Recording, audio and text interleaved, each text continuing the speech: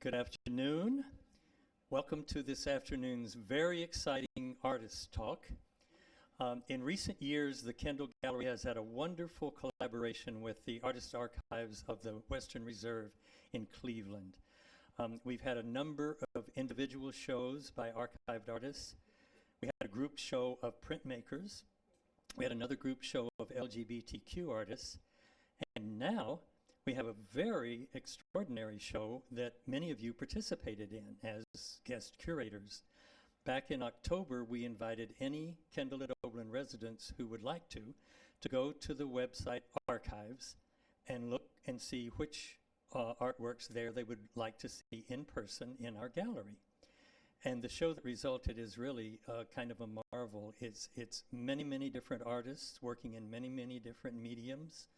We have three-dimensional works as well as two-dimensional works. We have representational, abstract, some pieces in between, portraits, drawings, urban landscapes. It's really marvelous. I keep thinking if a curator had decided to do as broadly varied a show as possible, that person couldn't have done better than you've done. So we appreciate very much your participation. We appreciate the show that we have. I'd thought of saying it's a once-in-a-lifetime opportunity, but it's been so appreciated, I bet we do it again, so it won't be only once. One of our guests this afternoon is Mindy Tousley. She's the director of the Artist Archive. She's also a very fine artist herself, an archived artist herself, and the next show in the gallery following this one will be a solo show of Mindy's works. So she'll be back next month for her own artist talk. But today she's here to tell us a little bit about the Artist Archives and to introduce today's speaker. Mindy? Thank you, Robert. Before we start, I'd just like to, if anyone who actually selected work that's in the show, could you raise your hand if you're in the audience? Fantastic. If there's time at the end, I would love to know why you selected the piece that you selected. Just out of curiosity, but thank you very much. I think it came out exceptionally, and thank you to Robert and anyone else who helped hang it because he did a wonderful job matching everything up. I think it's a very interesting installation. So I'm really pleased today to introduce to you our special artist, Mona Kolesar. I know several of you selected some of her work. Unfortunately, a lot of her work right now is still at Judson Manor in a show with the work of William Ward. So it was just one piece of hers. Otherwise, we might have put more than one out. Mona was archived in 2022, and what that means is that her work was accepted into the collection, the permanent collection of the Artist Archives. We have about 10,000 works from, as of last year, 100 artists in the archive. And as all of you know who picked work, you can go up and look at the collection online. She's produced an extensive body of work over the years. Her older work, which you will just see a little bit of in this presentation, is very large. Many pieces incorporate stone, metal, and wood. She's primarily, I would say, a constructivist as an artist, as opposed to a sculptor who specializes in carving away from blocks of wood or stone to make the art. It's more of an additive process, and you're going to see that in her presentation. Her recent work, which you have an example of here at Kendal, I would describe as very light, lyrical, graceful, and colorful. It's gorgeous work. Pay attention to her presentation and just look and see the way she takes advantage of light and shadows, as well as the playful use of the painted surfaces. Mona has an MA in Studio Art from Case Western University, a Bachelor of Science in Art Education from Penn State. She also studied at Cleveland Institute of Art and the Karlsruhe Kunst Academy in Germany. She was employed pretty steadily most of her life as an instructor from 1957 through 1974 at various organizations, including the Army, which I wanted to make sure Robert knew, high schools and colleges, and she owned her own business as an art consultant from 75 to 2014. She's exhibited very widely in the region, including shows like the Chautauqua National Juried Exhibition, several times in the New Now show, sponsored by the Artists Archives, the Sculpture Center, Ursuline College, Ohio State University, Mansfield Arts Center, as well as outside the region, New York City, Toledo. She has a really long list of corporations that own her work. It's a great list, very long. So she's done many professional commissions for sculptures. I applaud her for that. It is not easy to be a sculptor, and it certainly is not easy to be a woman sculptor. She's also a part of a group of artists here that have, I would say they were friends, they hung out together. This is really important for the history of our region, to see the artists who have shared ideas over the years, studios, and how the influences have been made between the artists. So all of these things combined make us very, very happy to have her work now in the archives. She's the epitome of the kind of artist that we're looking for, and it's my great pleasure to turn the microphone over to her so she can start her presentation. Mona Kolesar. Thank you, Mindy. As you can see, the name that I've called this is called Evolutions and Revisions. And that's a better name than Cleaning Out the Closets, which is what I was going to call that. And you will see why as I go along. Most of the pieces I'm going to talk about today came because of the archives made their selections, and I had a few empty walls. Well, you know, you have to take care of that. So the piece of mine on display in your gallery is titled Undercurrents. There. An undercurrent tends to give you an unsettled feeling, I think. Means something is going on that you probably don't understand, and it's probably not a very good idea. So I made this piece in 2017. Today when I look at this, it has a different meaning to me.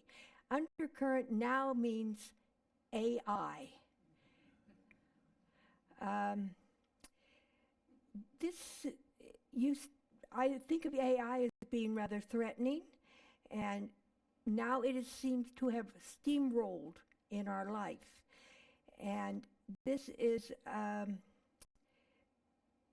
affects, the capability of how uneasy we feel about something. So now you see the curves and things are like what AI is doing to our life. It is so pervasive that every day I have found a headline in the New York Times that has AI in it. Now this one has more than a headline, it has the picture to go with it. So I think it is something very pervasive. Undercurrents isn't the only piece that has evolved, not in meaning, but in the actual shapes. In my closet clean out, I found small models and have gathered them together to artists. These are called maquettes, and a small model that you will make into something bigger. Particularly sculptors, they're called maquettes. Painters may call them models of some other sort. Anyways, I'm going to start with the top and go in a clockwise position.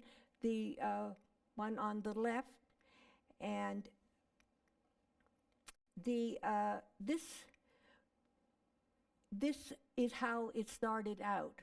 4 boxes, and that is. I'm going to show how these are, how it progressed, and then what's on the wall is what their state is now. And so this is like their growing pains. And these elements in the top, the next thing I did with these things was make them bigger. These were small, you'll see them in that first thing. And so then,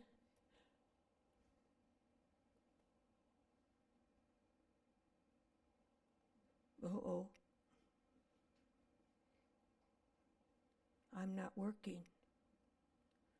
Oh, she's not working.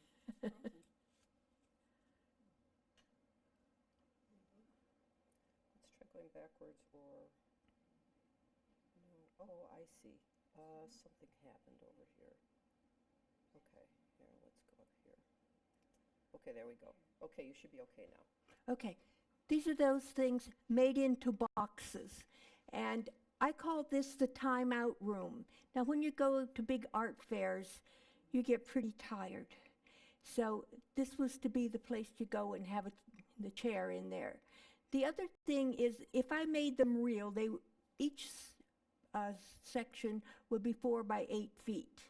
And the reason I did that is because there are two things that sculptors have as a problem. One is storage, and the other is shipping. So if I plan to hinge them together so that I could stack them together and then take them apart, and stack them together. So the next step is, as you can see here, the 4 original ones I showed you, I have gathered them together. Well, that is because I got a request for a proposal in a hospital in Erie, and it was to be a long hallway. And so I planned to put these, one like this, another one down here, different angles. But they look kind of bleak just by themselves, so I had made these birds during the pandemic. And so I took the pictures of the birds and added them to there, so you can see how they're put together. And then I put all the group together. So that's how the whole thing has evolved. The next one is a maquette with granite. This is the maquette I made for a piece that was about 6 feet, and it is granite, and the middle section is corrugated steel, and then the color things are wood pieces that I have bent. I'll talk more about bent wood in a few minutes. The next piece is the maquette for a piece that I was doing for a company in New York, or Nyack, New York, and it's called Architectonic. Now, when I put it up in this last rendition, I turned it sideways. When I created it, it was vertical. Now, this is about 6 feet. I think it was probably 72, yeah. And it sits on a shelf. Now, what I wanted to show you is, see that circle up there? That is a reflection. And that was kind of my inspiration here. When I went into this building, this is the building, and see the oculus above there? That is just a light coming through there. So every day you have that piece suspended in front of you, and then the sun goes down and it goes away. So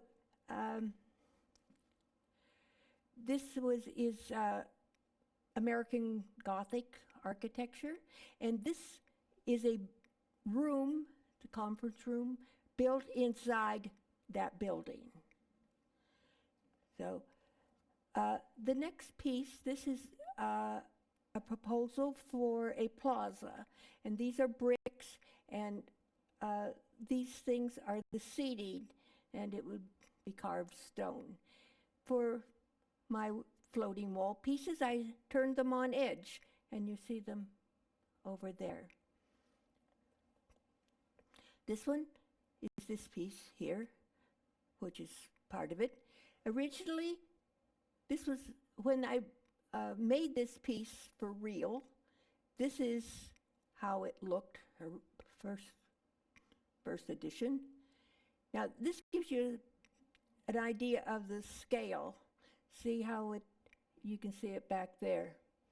And I'd added some other parts to it, and then that's an angle, because it floats on the wall. It's either suspended or it has clear plastic brackets that hold it out from the wall, because then you get good shadows.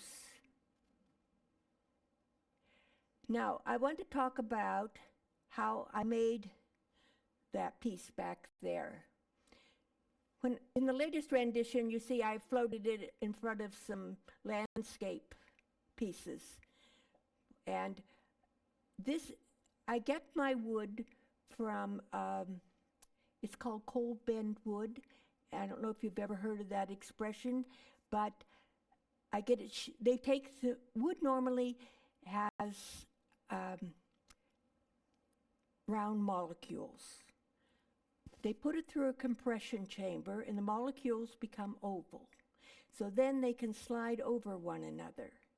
So I get this wet wood shipped to me and then I cut it thin and bend it.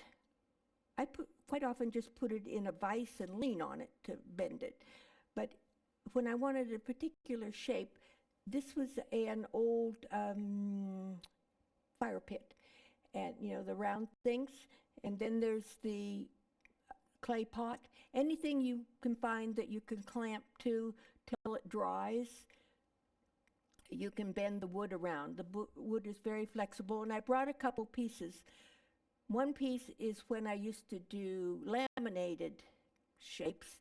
And the other piece is the solid wood. And after it dries, which I'm going to go back and show you, I peg it together. But here it is drying in the clamp section. Then I've laid it out to form the design I'm going to make. And then, before this comes up, it has to dry. So you create a kill, you know, just you do with clay, except it's not a tight kill. This is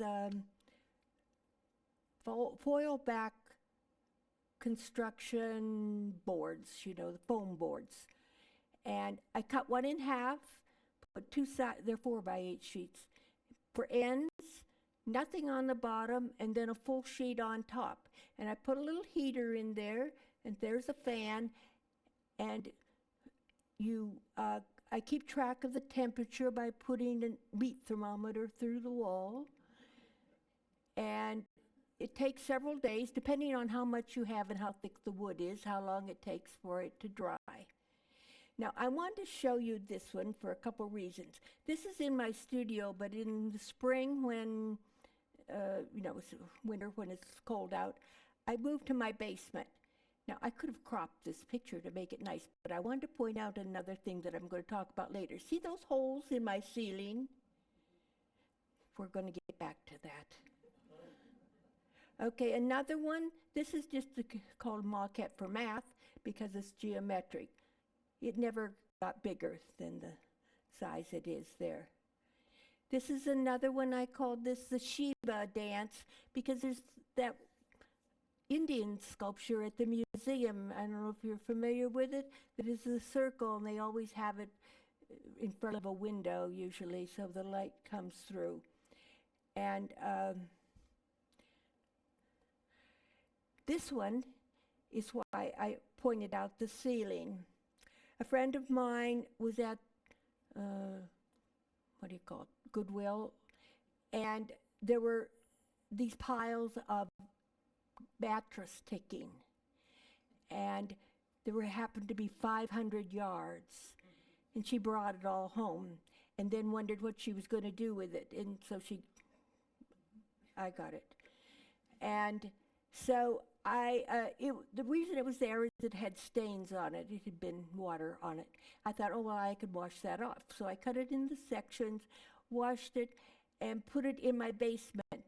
And it went over the water line, down, up over the electric thing, over the different pipes, you know, in the basement to dry. A few days later, I was checking on it, and I saw where those holes in the ceiling is. It wasn't just ticking anymore, it was ticking and plaster. The ceiling, the moisture from drying it had landed on these things. However, it didn't make any difference. I went ahead, and this was the museum was sponsored a Fiber Fest, and there are several cases. Now you see the murals downtown. Well, at different times, they've had other events where they wanted people to come down and decorate with art. And so in the old arcade, this is the fiber put up. And I still kind of take a deep breath. When I got the call from the fire warden, did you, what's the word? Did you put fire retardant on those? So they were only up about a week. And all that work took 6 friends to install this. And the only gratification I had from it is the plain dealer did cover it, and I kept the piece of paper. So the next step was, when I brought them home, what am I going to do with 500 yards of ticking? So I called my friends and had them, said, do you need any canvas? And they were happy to have it. And in the archives, this is one from David Haberman, which he used the ticking. You can see it if you, all the blue and white lines in that. And I think there's a few pieces that are made up of ticking. Now, that wasn't the only, I did several projects downtown, but I was looking out of one of the tall buildings down there at these black splashes on the ground called parking lots, and thought, well, we should do something about that. So I made some designs, and this is a painted parking lot. Now, this isn't the actual lot, this is just the maquette for it. But that was another project that was part of this series. Now, I have to back up here. The colors for the paint for this, I found a small paint company on the west side and had them make really dense pigment in the kind of paint they made. And so I'd had that for a long time, and so when I started cleaning out, there it was again. Nice, strong colors. So this is the last piece I did. I used that paint and painted. This is a 4x8 sheet, it's 4 feet high and 56, I think, inches wide. And it is against my fireplace. You see on this one, you can see my mantle and you can see the ceiling. And then I suspended another piece in front of it. See the shadows? It's the only way you know that if you photograph it straight on, it looks like a flat piece. And this is called Out of the Blue. Ideas, that's where they come from. So this was my new living room wall, and the other one is on the fireplace. So. Questions?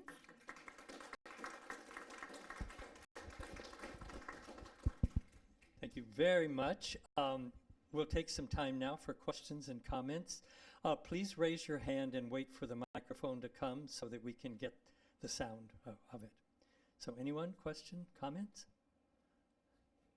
Yeah. Well, Mona is my good friend and neighbor, former neighbor, and so I've been in that studio. I don't think I've been in your basement, but I try not to. but I do very well remember the mattress ticking and all that work that you did. I was not among the friends who went down and did it, but I was afraid you were all going to fall into the arcade basement. But anyway, it's so great to see what you've evolved into since we moved, and thank you for the explanation of how you came up with your ideas and how you worked it. Very, very interesting.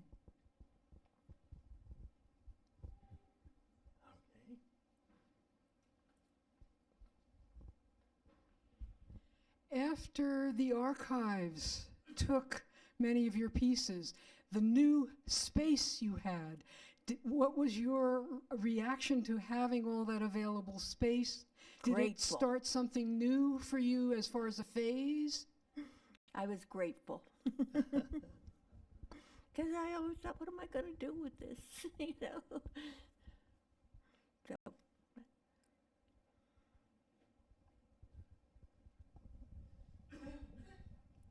My question is, how do you choose your color palette? I don't know. I just do some sketches and have some colors I like. A part that I didn't include in any of these because it's newer than when the archives had it, is I've been using willow branches for painting and things. And they're like this, you know. So I cut them apart and then glue them back together and paint them. And so it's kind of like a three-dimensional painting of all these lines that I might have done in a different way.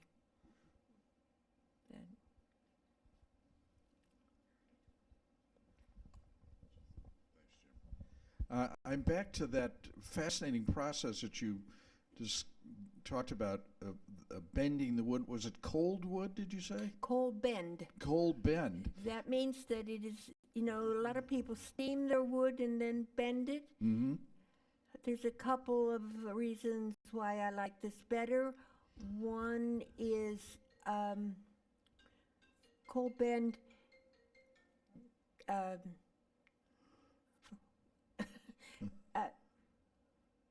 it doesn't spring back. And usually it actually curves a little slight bit more. And the other thing is when you steam wood, it, let's see, how does it go? The outside curve is, you can't change that. I mean, the wood stays that, and it squeezes on the inside, you know, the curve, you have to squeeze the inside. On this kind of wood, the outside stretches, and the inside retains the way it was. And I brought a couple pieces. I started out doing laminating wood. That's how I got it in. That's a messy job. Laminating wood, you cut the wood thin. I usually use cherry because it doesn't have much grain. And then you put on a water-soluble glue and you build up, you know, layers. And then I wrap it with a bicycle tire and clamp it, and the water from the glue softens the wood, so you can make it, you can't make it in circles like the piece on the wall out there, but you can, you know, it's pretty flexible. And then you have to sand off all that glue that oozed out in between each section. It's very labor intensive. So this one comes solid and still bends. Now this is pretty dry. I won't use this again probably, because once it dries, it's just like regular wood. You know, it doesn't bend at all. So you had me when you said the molecules become oval in this kind of process. And what I was wondering is, does that molecular structure, is that permanent once the process has been done? Yes. It is. Yeah. Okay. So however you bend it, then you don't have to worry about it unbending or the molecules becoming round or anything like that. Right. They stay that way. Okay. Fascinating. Okay. Thank you very much. The reason I knew about fire retardant was related to a story here. We hung a quilt show in the care center. The fire marshal came through and quizzed as to whether or not the quilts had been retarded, and they were not. The show came down. Oh, you have my sympathy. Anyone else? Mindy? So I'm really impressed with the thinking of how you come up with these different ways that you're doing things out of very average sort of materials. And I don't mean the wood bending, but the fact that you were laminating and then wrapping it with a bicycle tire. Like, did someone the inside, the inner tube? inner right? tube. Yes, Yeah. sorry. So, like, did you just come up with that on your own, or did you? I don't remember. Oh, It was okay. a long time ago. Also, My like husband rode a bicycle, so I had rubber tires. Rubber inner tubes there. So And how did you keep the glue from sticking to it when it was squeezing out between the? Because you. to the rubber. the Oh, rubber. it didn't stick Oh, to it just the rubber. wouldn't stick to the rubber. You could just peel it off. Okay. Yeah. I see, mean, it I would think stick that's a little bit. very ingenious of you. And also, I'm really impressed with the kiln that you've built to dry out the wood pieces with the fan on one end and the oil, the oil like radiator thing on the other end. And It's electric. oh yeah, I know. I've got one in my studio heating it. But did you come up with that? Like, did you think about did you come up with? Did you find that somewhere? Or did you just come up No, with that I on think your own? that to the use company who sold me the wood told you how, what degree you had to go to. You have to keep the temperature up between like 95 and 110 is best, and so you have constantly running back to see how it's doing, and because you can't over dry it, and you have a moisture meter that you go in and find out what percentage of water still retains in there. And how many days did that take to dry that wood out? Of you monitoring I don't it like remember, that? but it 3 days to a week for almost anything. And now this wood isn't too thick, but some of that wood is much thicker. It just depends on like how many pieces you have in there and the circulation, and you just have to watch it. It isn't a rule. Yeah, but so, okay, so I applaud your ingenuity and also your commitment to doing that, and also the experience. You say, well, sometimes, you have to monitor it and all this other stuff. So that's obviously, you have enough experience doing this, which I guess puts down to craftsmanship on your part, Oh. Like if someone in the audience just said, oh, I'm going to do this and I'm going to bend this wood, you're going to bend a lot of wood, and probably it's going to take you a while to understand how everything works. And I think I it's remember about the laminated wood. You wrap it with a bicycle tire, but you have to clamp it to something. So I would make what do you call not step ladders, the B shape. What do you call those? Just ladders, freestanding ladders, whatever. Yeah, A-frame ones. So I'd clamp it onto one, and then you could run it in. You could bend it enough, you run it in and out, but you have to be careful to take it apart. When it hardens that way, you have to get it out of those little spaces that you had pushed it in. Did you ever get one stuck in there? Well, you can cut it. Yeah. Oh, yeah. But that's Oh, I meant it that way, I just wanted to mention that the parking lot idea, there's another example here in Oberlin.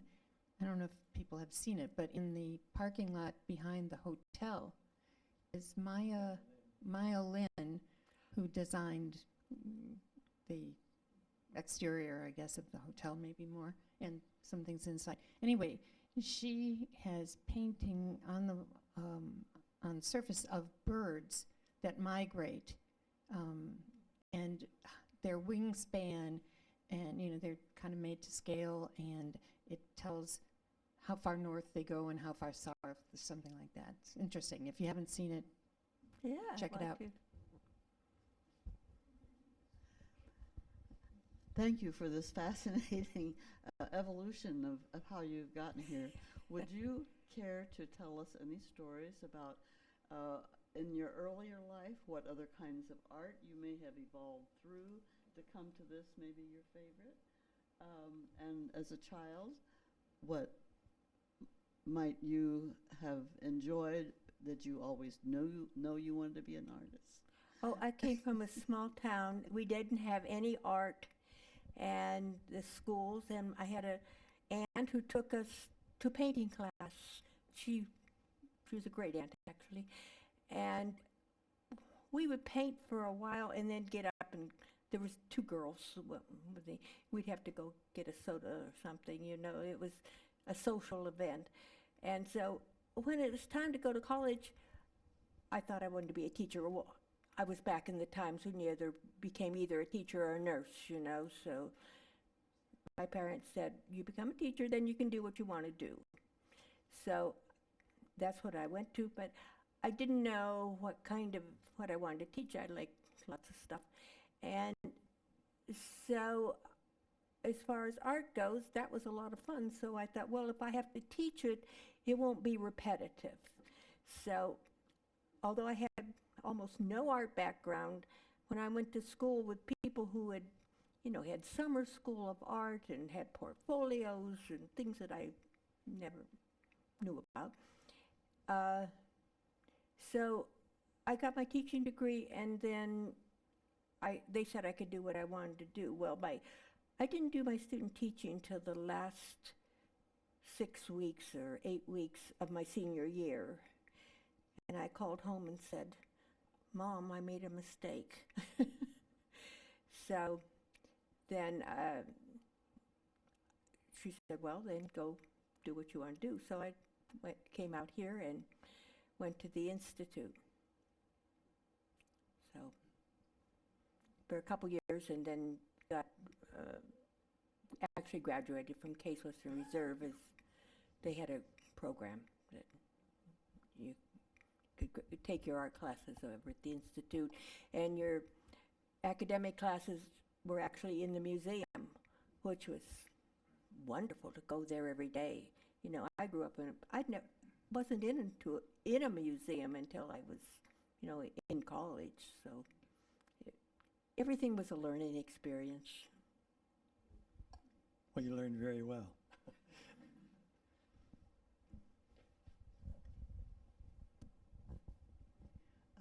You use color a lot, obviously. Two of those pieces are white. Do you remember how you chose to make them white rather than colors? You mean this one, architectonic over here? Mm-hmm. Oh, because of the background of that building that I was doing the commission for was dark.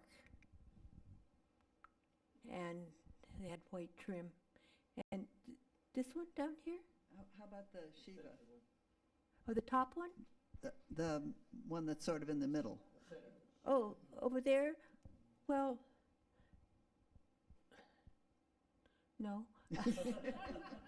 It just needed a light background for the design, I guess. Okay. I didn't do it for any other reason than I was just making things. So you just can make any choice you want. Right. Thank you. Why don't you tell them what you did early on in your art? All the big things you made. The what? The big stuff you made, oh my God. Yes. For some reason, bigger was better. Well, you see what's happened. The older I get, the smaller they get. I have still these materials. I like metal, so I had lots of copper that I would put into pieces, sometimes flat copper, and sometimes rods. And the granite, it's just beautiful, black granite particularly. And then I used sometimes woven metal, like a lattice, woven open parts. And I just like materials to use. And these things were so heavy that I couldn't exhibit them. I mean, a gallery wouldn't want them because they'd have to put installation in the walls. I had one interesting commission piece. The art consultant was in Philadelphia. The architect was in North Carolina, and the company that was building this building was in North Carolina, and the building was in Florida. So they sent me the plans. I did a model, sent it to them, and they said okay. But then I made some pieces, and it turns out there was a line or a metal or something right through the middle of where the piece was supposed to be, that I couldn't hang it there. So I had to redevelop that. And so you had to make, this was probably 10, 12 feet high. And it's of, wonderful granite, blue with lots of stuff going on. It looked like the ocean. And a few other pieces. Well, I had a framer that when I was working with, he had a van. He drove it to Florida. We rented a lift. This was all new to me. We ordered the lift and they delivered. And they had wall had to be reinforced before I got there. They put 2 pieces of probably 3/4-inch plywood on this 2-story wall. Maybe it's bigger than 2-story, but big. And then the lift came and we loaded the piece on there. The other thing I want to go back to is when you ship stone and things, you have to ship vertically. They tie it to the side of the vans because it ends up you might have gravel by the time you get there if you ship it like this. So I had bars, the Indian style clip thing on the back. They put the bars up, they lifted the piece up and sat it down. There were 2 pieces, there were 2 different walls that I did this for. And it was sort of an interesting way that finding, you didn't have to just work in Cleveland. I had sold things in different places, and there used to be a company, I think in Oberlin, who was an art shipper, and they would come and pick up my piece, take it and hang it, and that's all there was to it. But they aren't around anymore, and I'm not making that size anymore, but I've had the opportunity anyway. Well, we thank you very much. This was a wonderful, wonderful presentation. If anyone has any more questions, you can come talk with her. Any of you who chose works for the show, come talk to Mindy and tell her why you did it. Thank you very much.